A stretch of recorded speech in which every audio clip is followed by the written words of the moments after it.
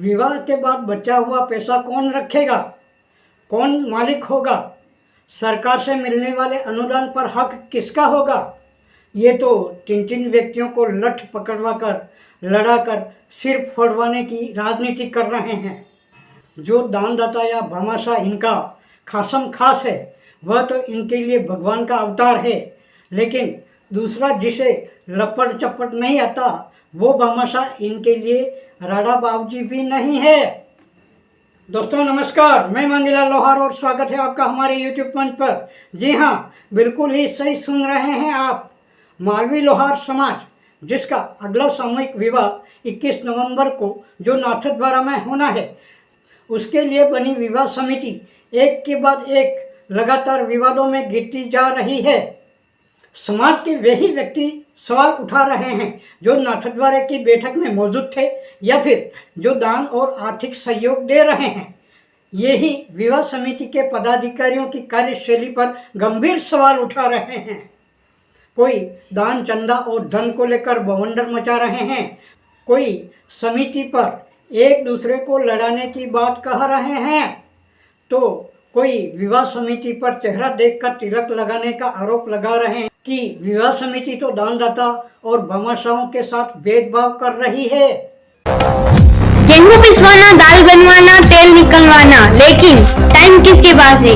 फिर कभी बिजली बंद तो मशीनें खराब, आए दिन टेंशन। माल आपका है तो पीस कर देंगे, नहीं तो घर की चक्की जैसा रेडीमेड गेहूं, आटा, दलिया, पिसी हुई मिर्ची, हल्दी, धनिया, सरसों, मूंगफली व सूरजमुखी तेल, उड़द, मूंग और चना दाल, पेलेट पशु आहार भी एकदम नेचुरल प्रोडक्ट। सेवा का मौका जरूर दे। किसान agro food product, Sangrampura, Kheroda. दोस्तों, मैं यहाँ एक बार फिर स्पष्ट कर देना चाहता हूँ कि जिस मुद्दे पर मुझे जो कहना है वह बिना लाग लपेट और बेखौफ कहता हूँ। अपनी खुद की जिम्मेदारी पर बोलता और लिखता हूँ। लेकिन यहाँ जो दो तीन सवाल उठे हैं उनसे मेरा कोई लेना देना नहीं है, बल्कि जिन लोगों ने ध्यान दिलाया, जिन्होंने खुद बाकायदा मुझे फ़ोन या मैसेज किए, उनकी ही बातों और विषय को आपके सामने रख रहा हूँ। समाज के ही 4-5 दानदाताओं और भामाशाहों ने राशि जमा कराने के बाद विवाह समिति से जो रसीदें मिली वह मुझे भेजी। फिर उन्होंने कहा हमने तो जितनी घोषणा की थी उतना पैसा जमा करा दिया। लेकिन यह 100% सही है कि नाथद्वारा में सभी 22 टोकरों के प्रमुख समाज प्रतिनिधियों को आमंत्रित करके उनकी मौजूदगी और रजामंदी के बाद ही सामूहिक विवाह आयोजित करने का निर्णय लिया गया था। यह भी सच है कि विवाह समिति एक रजिस्टर्ड संस्था नहीं है। इस कारण तमाम घोषणाओं की राशि फरारा चोखला, जिसका सरकारी रजिस्ट्रेशन है, उसके बैंक अकाउंट में जमा हो रही है। लेकिन उनके जो सवाल हैं, उन्होंने जो पूछा है वो आपके सामने लाता हूँ। उन्होंने पूछा, अमूमन हमारे समाज के हर सामूहिक विवाह के पश्चात कुछ राशि और धन बचता जरूर है। ऐसी स्थिति कभी नहीं हुई कि विवाह में पैसा कम पड़ गया हो।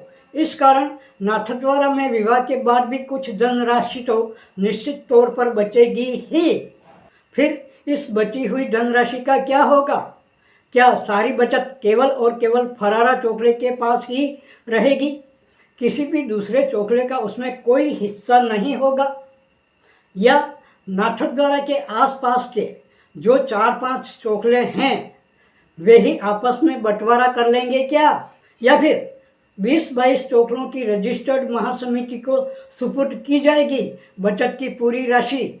ऐसे ही सवाल सरकार की ओर से संस्था यानी फरारा चोखले को मिलने वाले प्रत्येक जोड़े पर 4-4 हज़ार रुपये के अनुदान पर भी सवाल उठाए जा रहे हैं कि सरकारी अनुदान भले ही फरारा चोखले के बैंक अकाउंट में जाए, लेकिन वास्तविक हकदार कौन होगा? आर्थिक मामले को लेकर ये दो बड़े सवाल उन भामाशाहों और दानदाताओं के हैं। अब आते हैं विवाह समिति पर एक दूसरे को लठ पकड़वाने के आरोप पर। दोस्तों, जोड़े पंजीयन के लिए विवाह समिति की तरफ से जारी किए गए इस आवेदन प्रपत्र को देखिए। इस प्रपत्र से स्पष्ट है कि वर और वधू के चोखले का केवल और केवल अध्यक्ष हस्ताक्षर करेगा, सील लगाएगा, तब भी जोड़े का पंजीयन हो पाएगा। इस फॉर्मेट को सार्वजनिक करने के बाद ही विवाह समिति ने प्रचार के लिए एक पैम्पलेट और वितरित किया। हालांकि यह पैम्पलेट हमें व्यक्तिगत तौर पर किसी ने नहीं दिया, लेकिन जिनको मिला उनमें से ही 3-4 जनों ने हमको भेजा और ध्यान दिलाया। देखिए कि क्रमांक 9 पर लिखा है, विवाह पंजीयन हेतु आवेदन प्रपत्र पूर्ण कर अपने चोखले के अध्यक्ष, सचिव या विवाह संयोजक द्वारा प्रमाणित करवाकर विवाह समिति को 4 प्रतियों में नवीन फोटो लगाकर पंजीयन राशि के साथ जमा कराएं।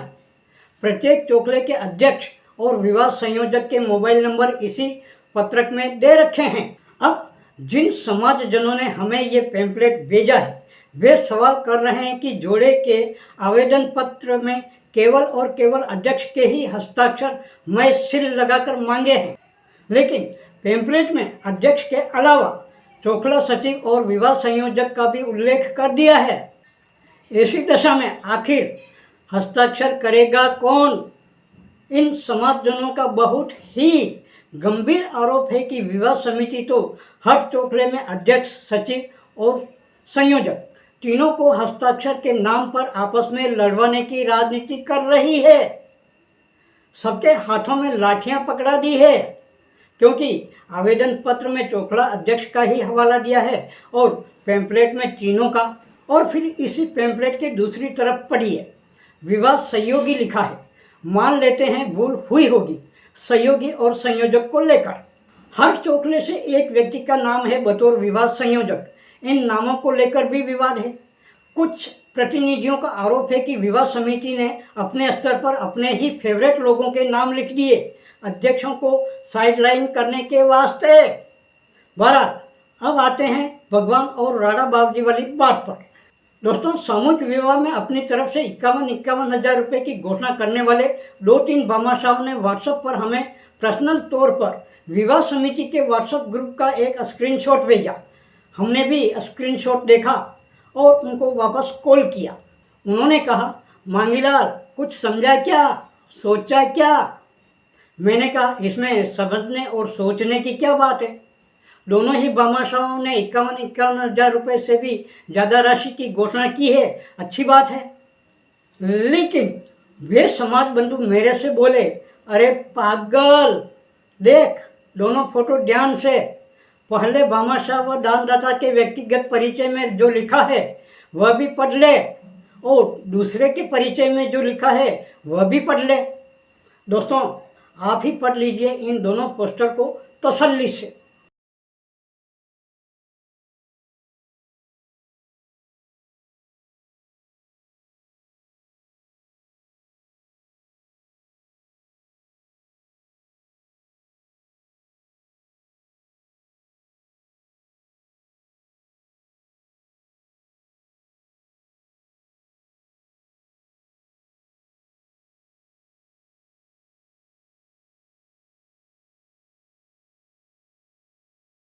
अब उन समाज बंधुओं ने जो कहा वह भी सुन लीजिए।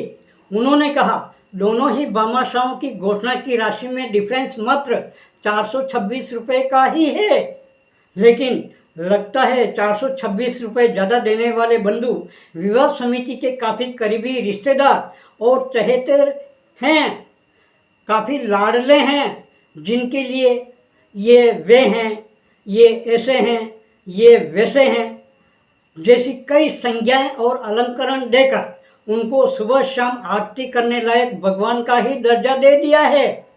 जबकि जो भामाशाह 5.5 लाख तक की घोषणा करके जमा करा चुके हैं उनके लिए तो ऐसा कुछ नहीं लिखा, और 51 हज़ार रुपये देने वालों में से केवल एक ही व्यक्ति को बिल्कुल ही भगवान बना दिया, और दूसरे लगता है वे केवल और केवल रविवार को नारियल अगरबत्ती चढ़ाने लायक राणा बाबूजी भी नहीं है।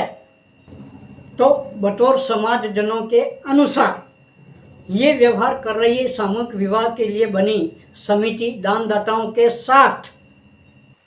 फिर चौथा मामला तो आपके ध्यान में होगा ही कि नाथद्वारा में सामूहिक विवाह आयोजित करने के निर्णय के दूसरे ही दिन शाम को सोशल मीडिया व्हाट्सएप ग्रुप में शालिग्राम की बारात लाने की घोषणा हुई थी, जिसका कुछ प्रतिनिधियों ने यह कहकर विरोध कर दिया कि मुख्य जोड़ा तुलसी और शालिग्राम के अभिभावकों की घोषणा तो सभी चौखलों के प्रतिनिधियों की अगली किसी भी बैठक या मीटिंग में ही होनी चाहिए थी। फिर ऐसा क्या था कि विवाह समिति को दूसरे ही दिन इस घोषणा की अनिवार्यता महसूस हो गई? विवाह समिति इतनी उतावली क्यों हो गई? वहीं शालिग्राम की बारात लाने वाले को धर्म, लाभ और पुण्य कमाना ही था, तो चुपके चुपके ऐसा क्यों किया? बाकायदा किसी मीटिंग में आकर भी तो कर सकते थे इतनी बड़ी घोषणा। इस विवाद का अब तक निपटारा हुआ नहीं और अब ये 3 मुद्दे और पैदा हो गए। बहरहाल हम इन मुद्दों को लेकर कुछ नहीं बोलेंगे। मिलते हैं फिर किसी दूसरी खबर के साथ। दीजिए इजाज़त। नमस्कार।